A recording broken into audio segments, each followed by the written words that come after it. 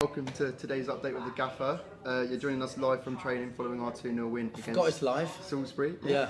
So hello to everyone on Twitter and everyone watching back on YouTube and elsewhere. Mark, have you got any further reflections on what was a pretty convincing win on Saturday? I need to turn the telly down, Alf. I think it marked our 8th consecutive away game unbeaten. Yes, yeah, our away form's brilliant. We seem to be enjoying these sort of like muddy, wet pitches. The lads honestly do say, I mean, Hornchurch withstanding, and I've seen the wedding pitch for Saturdays, that might be a bit similar, but the lads sort of really do prefer these grass pitches. Our pitch is sticky, not that great. Tends to play a bit better in the evening than it does on a sort of dry, hot day when it's got a bit of moisture on it. But our away form's really good. The travelling away contingent is as good as the form. It was a real 2-0 battering, that one. I mean, that could have been, if it had been 5-0 at half time, it wouldn't have been unfair. So we just continue that good form, and obviously our job is to do the boring bit of taking each game at a time. Yeah. That's where we are, really. We saw Matt Briggs come off injured in the first half. Is there any further update on him and the squad more widely? So Rob Milson is training today, so we'll see how he gets on. So is Brennan, so we'll see how he gets on. I don't think Briggs will make tomorrow. It's nothing serious, but probably needs a rest as well. Those wingers have done a lot of mileage. We've been Saturday, Tuesday. This will be the third week back to back, arguably four if you put the County Cup into it, which Briggs played. There's Brennan, Rob training. Briggs probably won't make it, but we'll see. Right. That's about it. And tomorrow we host Tunbridge Angels under the lights here at Meadowbank. Yeah. How important is it for the team that we pack the ground out for that game? Well, obviously, you have to have home advantages. That's the bottom line. It's we're in great form. The boys, I think what is really notable is the work rate, tenacity, the fitness levels, the sharpness, the strength, intensity, and we get the fans right behind the boys. It makes a big difference at home. It's in this level of football. Every team has got a strength. Every team will try and find a way to beat you. So we've got to be ready for that, But we probably couldn't be in a better slot really if we tried.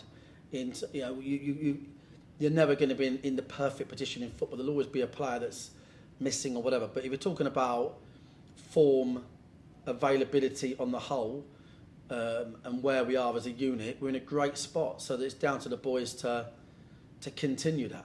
Yeah, and looking at Tunbridge more specifically, having beaten us in the reverse fixture, what are the kind of things you think the fans can look out for from them tomorrow? Well, I just think they'll be dogged. They've got a few problems at the moment, but Jay's doing a good job with that lot. They're definitely where. I'm not sure that anyone around them would expect them to be any higher than what they are.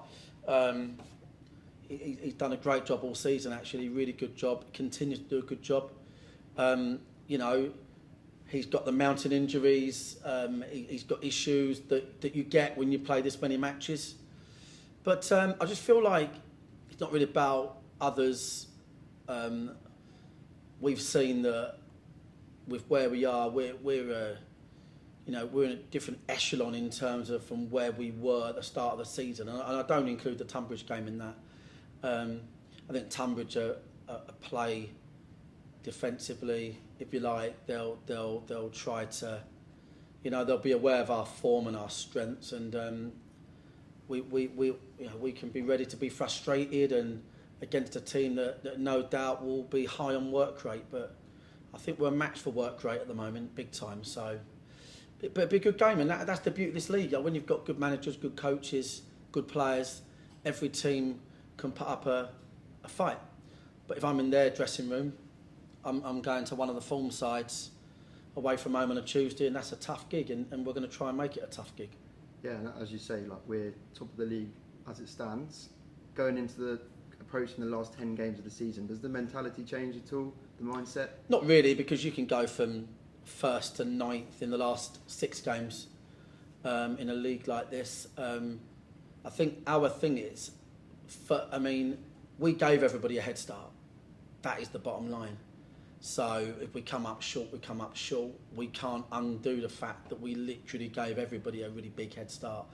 We didn't have one recognised midfielder for 12, 14 games out of 7. All sorts of injury issues. And we just need to be happy with the fact we've pulled ourselves to where we are. And if we can achieve anything more than some form of playoff game, then we've had a good season when you look at it. But I think we're only competing against ourselves really, and I think there's going to be loads of highs and lows between now and the end of the season. My thing is that for a long time now we've probably been at 2.2, 2.3 points a game for a long time. That is a sustained period of form. It's almost like been quite normal. It's been like 3 wins, defeat, 3 wins, draw, defeat. That our form's become quite normal of a team that across the 46 games is going to do well that year. It's just whether that's enough now to recover that head start we gave people. But the boys are in a good spot. But football's a fickle old game. There's 14 matches. There's enough time to borderline get relegated. So we're just Tunbridge next, and we look forward to their fans coming down. We've had many a battle, and we'd appreciate their fans coming down to the game and putting a few hundred in. That'd be good of them. We put a few down there, and hopefully the Dorking come out the chimney pots and get in the bank and get us over the line. Absolutely. Well, thanks, Mark. Good luck tomorrow. Cheers, mate. Cheers, Eddie.